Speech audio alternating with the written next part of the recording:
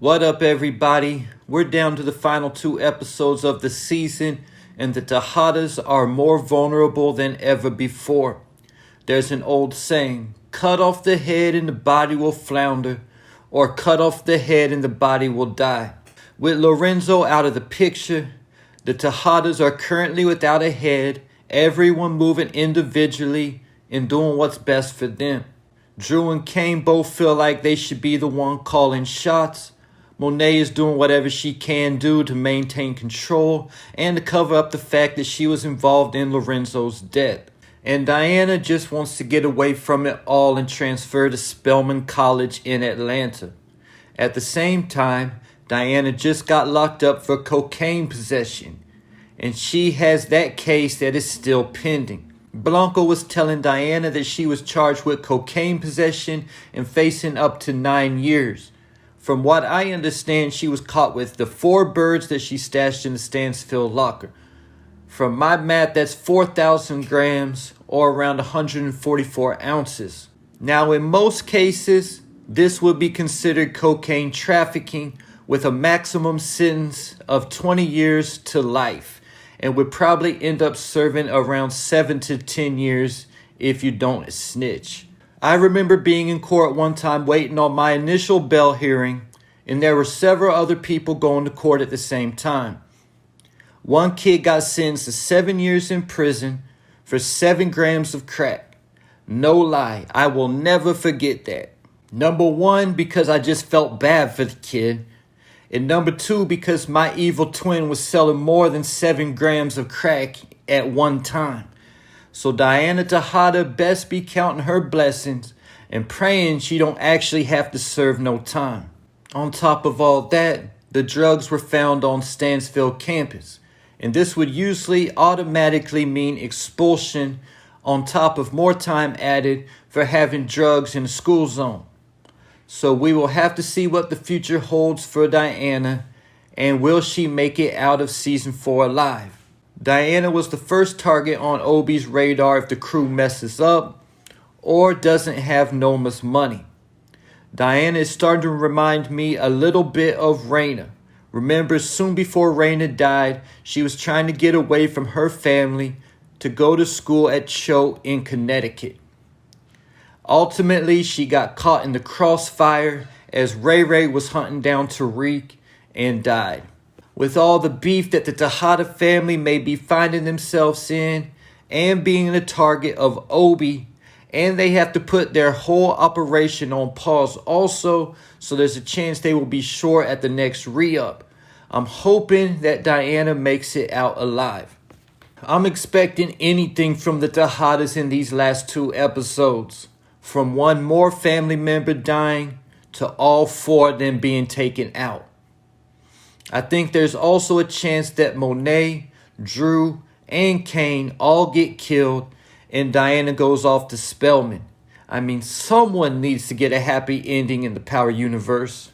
Also remember, we're down to the final 2 episodes of the season, and we still haven't seen the clip from the season 3 trailer where Diana is telling Kane, "It's Monet again." I think she may be telling him this after she finds out that Monet was involved in Lorenzo's death, and maybe even after Drew is killed by the Castillos for taking out Gordo. I've seen a lot of people in the comments and on social media predicting that Diana is going to be the one to take out Monet once she finds out the truth about Lorenzo.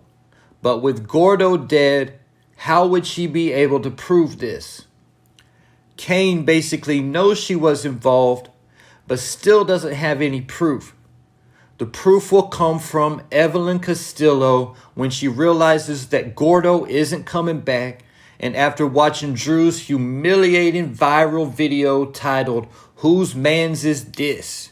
I think that the Castillo brothers may kidnap Drew to pressure him about what happened to Gordo, and that Drew will finally come clean, and this is how Evelyn will figure out that Monet was involved, and either seek revenge against Monet herself or tell Diana to stir up the pot.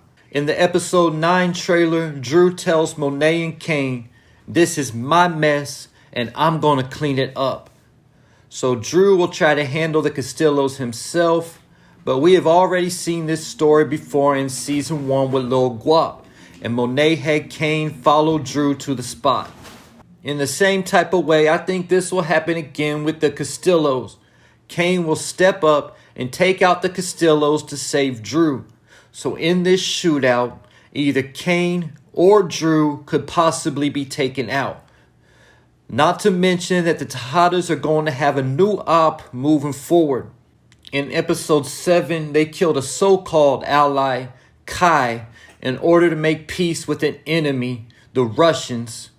But at the same time, Kai has a plug he moves weight for and a crew that moves the work for him. It's going to be easy to figure out that the Tejadas were involved here because he was meeting with Monet at the same time of his death. Getting me to Kane. In the episode 9 trailer, he's telling Effie to go ahead and give up Tariq to the feds. A lot of people been saying that she still loves Tariq and she will save him and end up burning Kane. And that Effie will snitch on Kane and not Tariq. This would be the dumbest thing Effie could do. She would for sure get killed if she snitched on Kane. She was standing right there when Monet told Tariq on the phone concerning Kane, "You snitch, I slaughter." If Kane gets locked up, Effie would have a target on her back by the whole Tejada family. But if she snitches on Tariq, who does she have to worry about then? Braden? Tasha coming out of Witsec? With that being said, we still haven't seen the clip from the season 3 trailer where Kane is shooting out someone's back window as they drive off. I believe this is going to be something that Tariq is involved in. Possibly after he finds out that Kane is trying to get Effie to snitch, but more likely when he finds out that Kane knows that Lauren is still alive. Not saying this is going to happen, just something I thought of. Tariq has Braden drive by and shoot at the house Kane is staying at, and then Kane comes outside to shoot at the car during the drive-by, while Tariq sneaks around from the back of the house and clips Kane. There's also a clip from the season 3 teaser at the very end where Tariq is screwing on the silencer and putting the mask on, and when he gets out of the car to point a gun at someone. Could this be Kane? Could this be Kane and Tariq having a face-off? There's still several clips from the trailers that haven't aired yet, so we know these last 2 episodes are definitely going to be wow. And there you have it. Leave your thoughts, theories, and predictions in the comments.